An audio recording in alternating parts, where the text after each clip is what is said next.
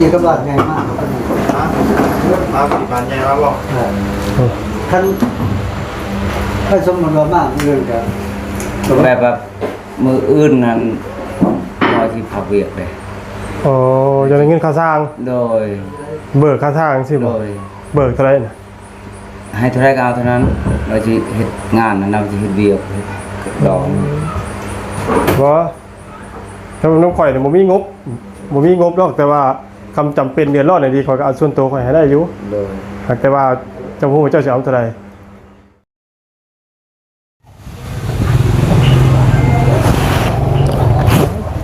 ทายสวัสดีสบายดีเด้อผมเนี่ยพี่น้องซีวัดสุขุสู่คนพี่น้องพบเจอครับลุงหนวดในซ่องแม่น้องอาร์ตี้เพิ่นอีกแล้วพี่น้องยามช่วงถ่ายคำพี่น้องเนาะตอนนี้ก็จะค่ำว่าสั้นแท้4 โมงเลยพี่น้องเนาะมาเบิ่งทางเพิ่นอัปเดตที่เก่าเนาะพี่น้องเนาะว่าเป็นเฮ็ดพอใจแล้วพี่น้องเนาะกระโดดกระไดพี่น้องที่จังเป็นเงินพี่น้องเนาะไปเดี๋ยว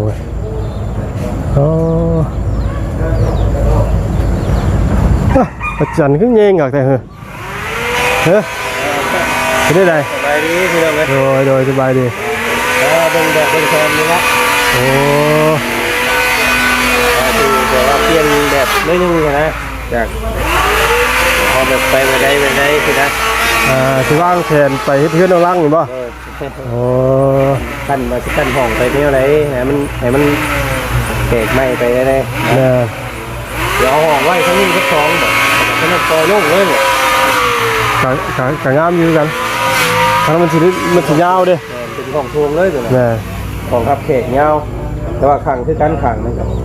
จะแบบซองเข้าไปที่กับซีเป็นยาวเข้าไปเลยแต่ว่าห้องอยู่ขังนี่เป็นซองสินะโดยขังคือกันเนาะขังคือกันว่าจันนั่นแหละกันเพราะว่าเขาเทียบไปจากไหนกะแต่ความกว้างมันกับขนาดมันกับซ้ำกันที่ว่าเพียงแต่ว่าเขาแค่จะเปลี่ยนห้องแต่ว่าห้องเนาะสไตล์เปลี่ยนสไตล์ไปสักทีห้องมันชื่อนะ2 ห้องนอนที่เก่าแต่ว่ามาอยู่ข้างนี่ห้องนี้ห้องนึงนี่ห้องนึงให้มันเป็นโล่งเลยมันที่นอนแบบแต่ว่ามันคล้ายๆนอนแบบควงเพื่อนแล้วอาจารย์ได้บัดเนาะทำบริการก็ได้เลยว่าแล้วเบิ้งหลอดไม่เพิ่นเด้อฮะน็อตแบบเปิดประตูได้ค่ะได้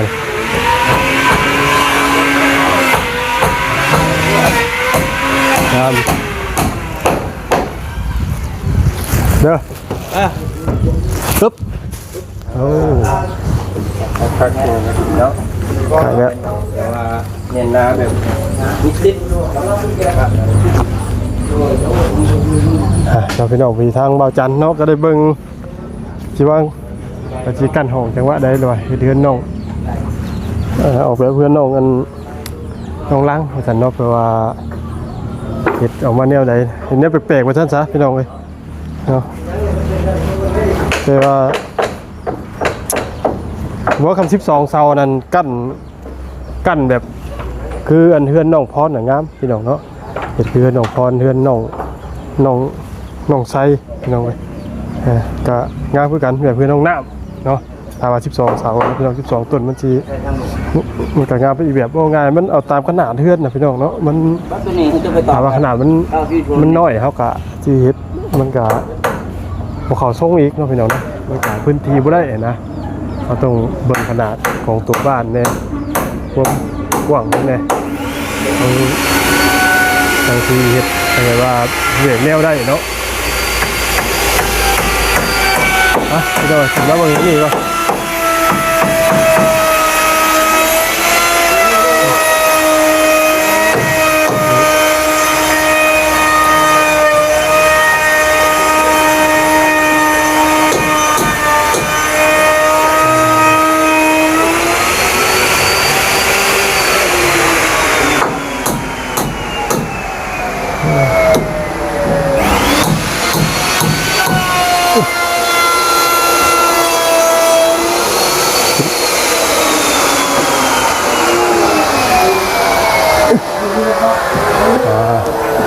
ใส่ชั้นเทิงได้บัดนี้เนาะ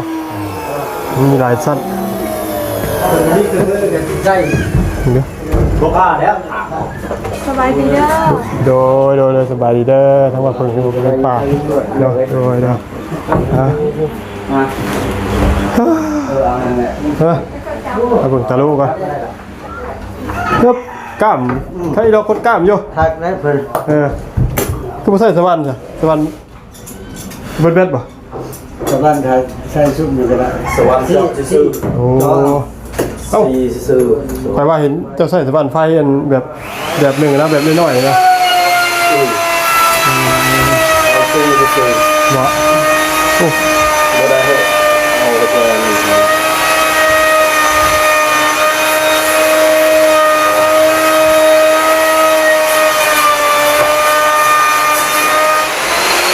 ถ้าบ่ได้พักซ้อมมันก็ฮอด ฮะ ถ้าบ่ได้พักก็พุทธเด้อน่าจะดีขนาดไหน แม่นอีก2มื้อนี่เนาะ12มื้อเนาะ บ่ฮอดซ้อมหรอกว่าบ้านมือก็ได้เบิดแล้วแต่ว่าบ้านมันบ่มีอีกถามว่าก ะบ่เสียงเราขึ้นมาเลยเด้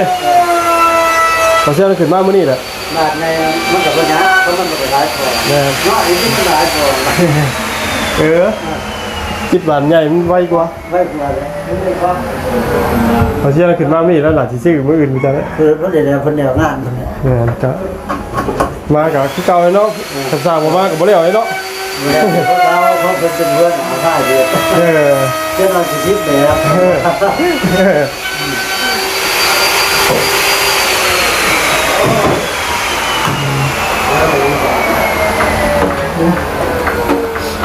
เรือ4ใบเนี่ยเนาะ ช่วงนั้นก็ใส่ บ่ได้อันนี้นะใส่จากนี่คือแล้วเลยบ่นี่เนาะเฉพาะใบน้อยนะแล้วเนาะห้องพุ่นก็ว่าแล้วแต่บ่ติ เซ็ตอันหนึ่ง แจ็ค เล ส ย ปีด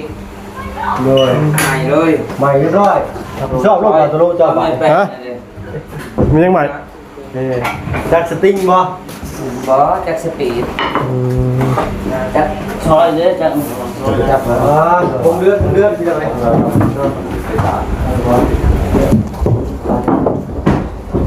บอเป็นปัดกวาดทั้งรถสะอาดสอบมาใส่เอายังไม่ได้พุ่งลงไปรถตารางไปเลยโฟนแป้งเก็บไปเด้อ โอ้ทางพุ่นเนาะ เรียนว่าและรถรางพาหน้าไปมาเลยเหยียบโอ้โหเดี๋ยวเลยมันไม่ได้จอดได้สูงหรือเปลี่ยนใส่แล้ว 50,000 60,000ว่าแล้วติ พกชิปกูแล้วห่านชิมงามเลยก็เต้นซิป และอันนั้นที่กันอ่ะ คำว่าไปหมองใดที่แบบว่าชนบทยังเป็นได้อีกสบายดีเลย เลยตำรวจ ยังเพลงกว่าเก่าอีก นี่ก็แต่ว่าเราอยากจอดที่เดียวเบิดอย่าง ของนี่ปั้นแล้วหรือเปล่าโอ้แล้ว มากเขาดีกับบ้านไงมาก มาปีบ้านใหญ่มาบ่ ท่า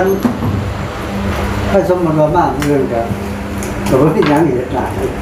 แต่ว่าก็เดินอีกทีท่านมากมันบอกมันจะบาดมันสว่างเนาะอันนี้บ่บอลลูนเนาะคนละชุดบ่ปิดถึงชุดบ้านเป็นซิ่วเนาะ บ้านเราจะเป็นอย่างที่เราลุง มั เนาะ นติดอันนั้นเด้ใส่อันกับสีย้อยเด้ ที่จะกินโยตัวนี้ไปเลยเนาะถ้านอกจากปากแล้วก็ต่อให้พวกแปลงแต่ที่เราไม่ได้ลงกันทางก็บ้านนั่นเองที่เนาะใช่ไม่ได้แต่เป็นบ้านของเราเที่ยวนั่นดีว่าให้การต่อบ้านเราได้เนาะ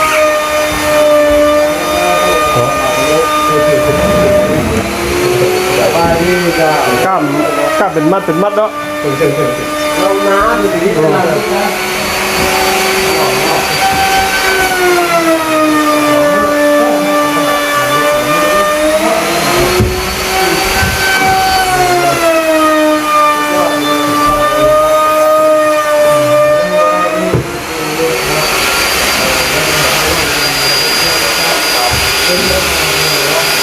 มันนี่คือสิคิดใบ4บาทนี่ก็แม่นจบพี่น้องเฉพาะบานหน้าตานี่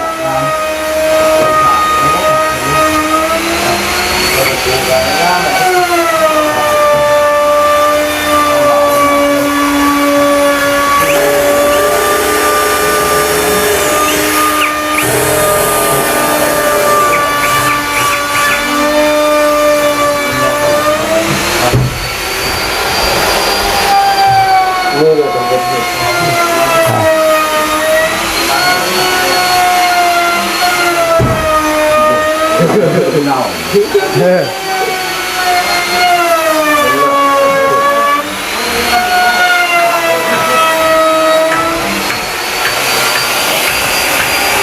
ว่าปั๊บประตูแต่ละบานนี่ปิดเขาได้เลยป่ะแจกหรือป่ะแต่ละบานเราปิดไปด้วยฮะเราเขาได้ป่ะได้ตอนนั้นเลยลองมุสุบานนี่โอ้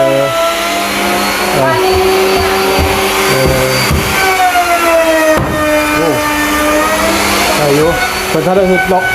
อ่ะตรงพี่เลยจ้ะตรงพี่เลยได้ป่ะเช็คบังวัดกูบาเลยนะตรวจสอบบังเวลามันนั่นในห้องการ ได้อยู่ แล้วก็เปิดก็รู้เปิดตรงไหนอยู่ โอ้ตัวนี้ยังฝืดอยู่ หมดแล้วอ่ะทุกคน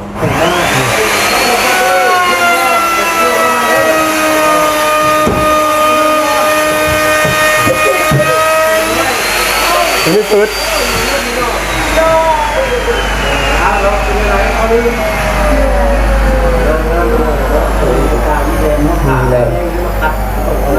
มาพี่ดูปั๊บมาเช็คเบิ่งเบิ่งเ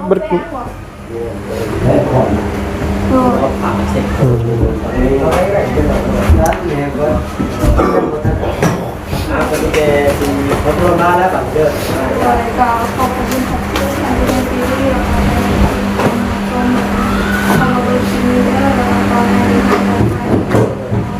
บอกก่อนนั้น ฮะ แต่แบบพอเอาเงินทำได้บอก เงินนะ แบบเงินตัวนี้แหละแบบมืออื่นนั่นพอที่ผักเวียกเลย โอ้จะได้เงินค่าสร้าง โดย เบิกค่าสร้างสิ โด บ่ ย เบิกเท่าไหร่น่ะ ให้เท่าไรก็เอาเท่านั้นเราจะเฮ็ดงานนั้นเราจะเฮ็ดเวียกเฮ็ดดอก บ่ถ้าน้องข่อยเนี่ยบ่มีงบหรอกแต่ว่าคำจำเป็นเดือนร้อนเนี่ยดีข่อยก็เอาส่วนตัวข่อยให้ได้อยู่ โดย แต่ว่าเจ้าฮู้ว่าเจ้าสิเอาเท่าไหร่ ก็สิเอา5 ล้านก่อนแบบว่าเขายังบ่ทันเขาบ่มีเวียกก็ให้เขาอยู่ก่อนนั่นนะเขาปล่อยก่อนแบบสิชื่อเหล้าชื่อเบียร์นะชื่อเหล้าชื่อของกินนั่นแหละบ่มี อืม ชิ้นเก่าชิ้นตลาดมันเฮ็ดงานน้อยก็ชื่อชิ้นตลาดเพิ่นเอางานใหญ่ก็เอาตัวงัว เดี๋ยว ซื้องัวได้ โดย อันนี้ก็แบบว่าซื้อเอาแล้วผมงานน้อยเลย อืม บอก แต่ว่าตั้งแต่เฮ็ดมาเจ้ายังบ่ได้เบิกอีกเทื่อเนาะ เบิกแล้ว เบิกแล้วบ่ โดยเบิกแล้ว10 ล้านเด้ เบิกแล้ว10 ล้าน โดย มานี่สิเบิกเพิ่มอีก5 ล้าน โดย เดี๋ยวลูกกี่โทรถามมาเสียงก่อน โดย โทรถามว่า ถามว่าให้เจ้าโทรเอามืออื่นนะ แม่ เอามือได้มือได้ก็ได้ ถามว่าบ่เสียงเราบ่ทันได้ขึ้นมาน่ะเจ้ามีความจำเป็นเนาะแล้วก็ข่อยก็ช่วยส่วนที่ข่อยช่วยได้ข่อยก็ช่วย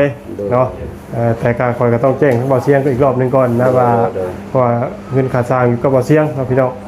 แล้วก็เบิ่งทั้งบ่เสียงว่าเพิ่นขึ้นมามื้อใดหรือว่าเพิ่นขึ้นมาฮอดยามใดเนาะเพราะว่าทั้งขอสร้างแล้วก็อันนี้คือมีความจำเป็นต้องการใช้เงินเนาะพี่น้องเนาะครับก็เข้าใจเพิ่นอยู่พี่น้องเพราะว่าจัดงานอย่างนะงานแต่งบ่ แม่น เพิ่นก็ต้องใช้เงินซื้อเหล้าซื้อเบียร์ซื้อนู่นนี่นั่นเนาะพี่น้องก็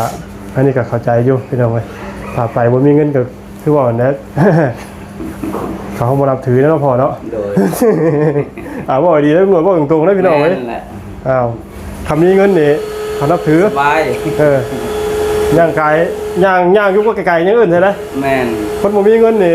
นั่งกินข้าวยังย่างกายเขาก็ย่ำไปกินน้ำ อ้าวอันนี้ลุงหนวดเห็นกับตา ถือว่ากับตัวเองพี่น้อง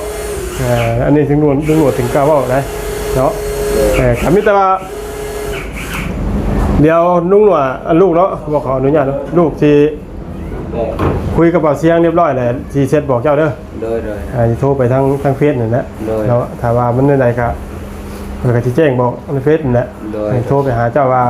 ได้หรือบ่ได้ก็ได้แจ้งเจ้าแหละ โดย เนาะ แม่น ก็แต่ว่าบ่อาจสิเป็นมื้ออื่นเด้อ โดย อาจสิแจ้งบอกนะแต่มื้อนี้สิคุยกับเที่ยงก่อน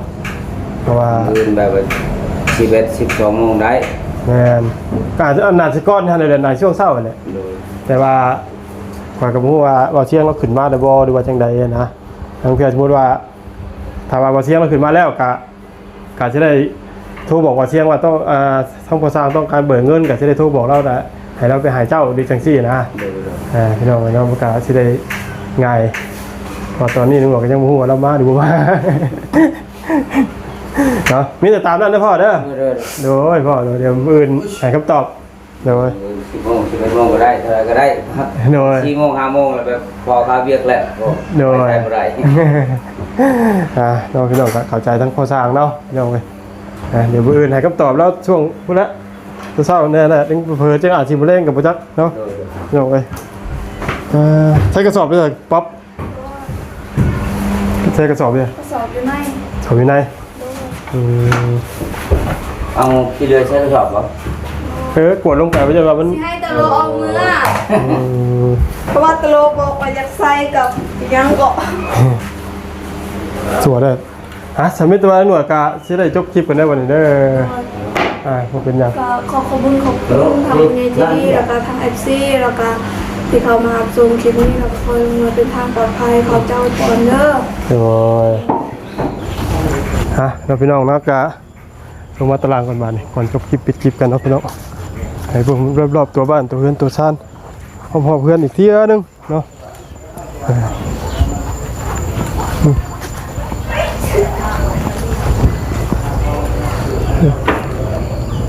พี่น้องงามตะออกดูบ้านน้องพี่น้องกับพอดีทั้งพอสร้างแล้วพี่น้องเนาะขอเบิกเงินก่อนหาร้านมีความจำเป็นไปใส่แล้วเนาะยังหนวดกะทีโทรถามทางเบาเชียงเพิ่นก่อนพี่น้องเว้ยเอาว่าเพิ่นมาแล้วหรือบ่หรือว่าจังใดเนาะพี่น้องถามว่าเพิ่นท่านมาว่ากันอีกทีหนึงเนาะใช้ประตูหน้าต่างเนาะเหลือ2ใบพี่น้องเว้ยเราเหลือ2ใบนี่แล้วก็สิเลิกงานเลยมื้อนี้เป็นมื้อใหม่เนาะค่อยมาเฮ็ดอีกทีหยุดงาน2มื้อเด้อพี่น้องเด้อผมหน่อยจะขอจบคลิปปิดคลิปเนาะพี่น้องพบเจอในคลิปหน้าสำหรับคลิปนี้ลำลาแล้วบายดี